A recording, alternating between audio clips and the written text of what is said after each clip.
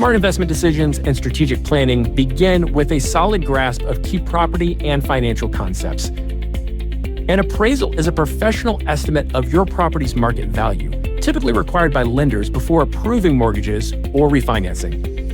Depreciation refers to the decrease in property value over time due to wear, age, or market conditions.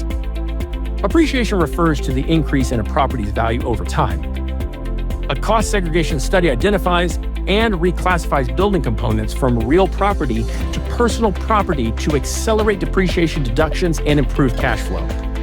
Capital gains are the profits made when selling property for more than you paid for it. Net operating income is a property's total rental income minus operating expenses, but before debt service and depreciation.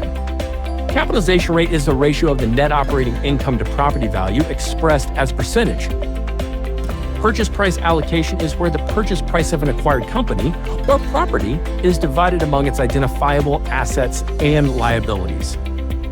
The internal rate of return is used to estimate the profitability of potential investments and represents the discount rate at which the net present value of all cash flows from an investment equals zero. Need guidance on navigating the complex world of real estate? Contact us today to see how we can help you ensure you're getting the most of your portfolio.